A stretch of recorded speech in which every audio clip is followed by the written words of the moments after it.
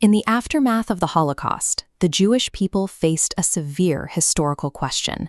How do you ensure the physical and intellectual survival of a civilization that has just been pushed to the brink of annihilation? The assumption is often that the religious establishment learned the absolute necessity of physical sovereignty and self-defense. The reality is the opposite.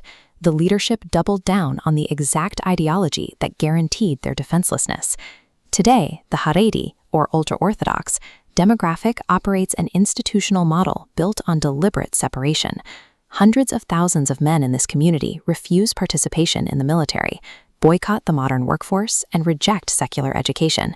There is a widespread public assumption that this lifestyle represents the original, authentic version of Judaism, perfectly preserved from antiquity. It does not.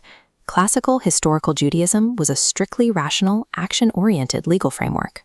Its definitive codification was written in the 12th century by Maimonides, a philosopher and legalist who established Judaism as a system of objective jurisprudence. The modern Haredi system is actually the product of a much later medieval mystical movement known as Kabbalah, which gave rise to the cult of the Tzaddik, a system built around infallible spiritual leaders. This mystical movement violently overthrew Maimonidean rationality. It replaced individual agency and critical thought with magical thinking, demanding absolute submission to rabbinic authority.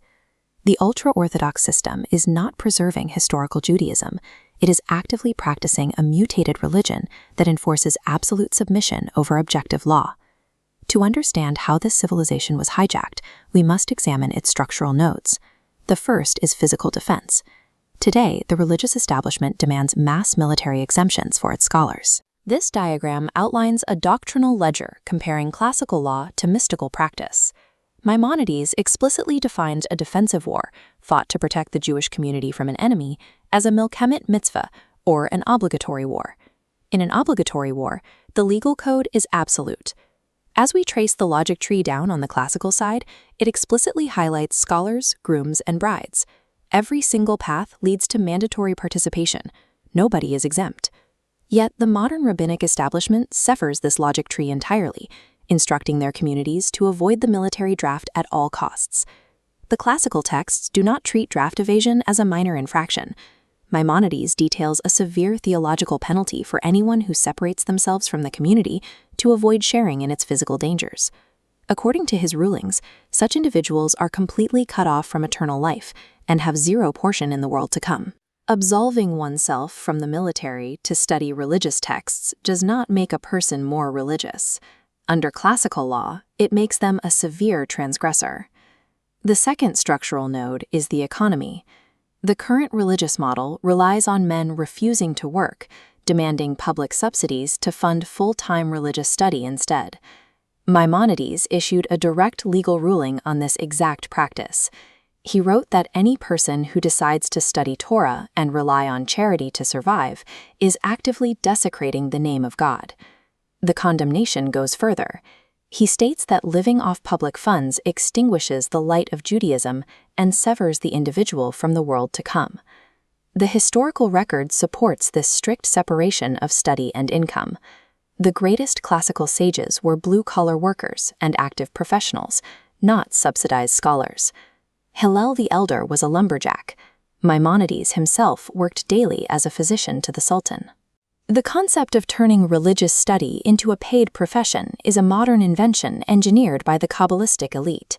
Mass, subsidized poverty is not an act of piety, it is an engineered dependency, designed to keep the population economically chained to their rabbinic leaders. The third node is education. Haredi institutions systemically refuse to teach core subjects like mathematics, physical sciences, and English. The modern establishment argues that secular science conflicts with a focused spiritual life and distracts from religious texts. This deprivation violates a core theological mandate. Maimonides provides a precise definition of how one actually fulfills the biblical commandment to love God. He writes that studying advanced science and understanding the mechanical, physical laws of the cosmos is the exclusive mechanism for achieving this love. You cannot appreciate the Creator without studying the architecture of the creation. By actively denying scientific education, the religious leadership is effectively preventing their own followers from understanding the God they claim to worship. This diagram maps a dependency feedback loop.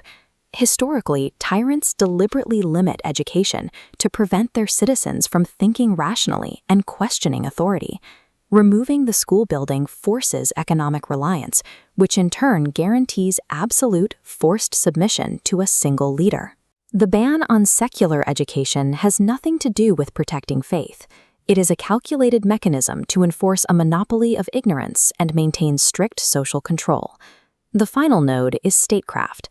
The Kabbalistic establishment has cultivated an expectation of a supernatural messiah who will arrive to magically solve complex geopolitical problems. This mystical belief centers on a divine being who will alter the laws of physics, perform spontaneous miracles, and resurrect the dead. This entire concept is a pagan and Christian adjacent corruption. It is completely alien to the original framework of rationalist Judaism.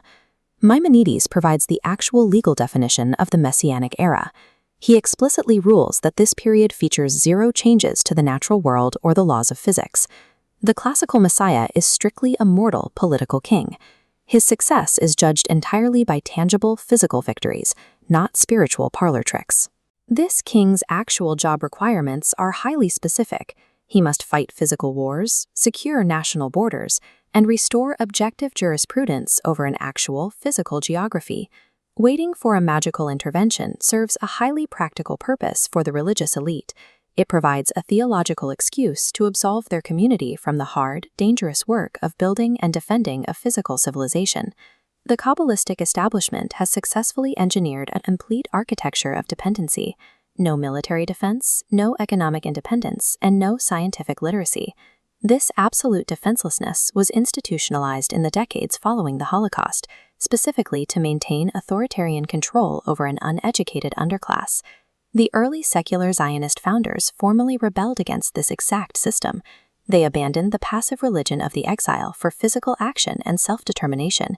These secular pioneers immediately entered the workforce. They embraced agricultural labor and actively pursued scientific education to modernize their infrastructure. They took up arms and built a formal military apparatus to secure their physical sovereignty in a hostile region. This plots a jurisprudential matrix, placing the actions of these secular founders directly against the legal requirements of Maimonides. A clear pattern emerges. In the work column, the secular state fulfills the classical requirement for economic independence. The Haredi establishment actively rejects it. In the education column, the secular mandate to study the physical sciences aligns perfectly with Maimonides' instructions. And in the defense column, the secular military fulfills the exact requirements of the Milkamet Mitzvah, the obligatory war to protect the community. This is the historical irony. By building a purely secular state, the early Zionists accidentally executed the precise operational mandates of classical Jewish law. True, historical Judaism demands rational independence and physical sovereignty. Those traits were systematically hijacked by the religious elite, but they were inadvertently saved by the secular world.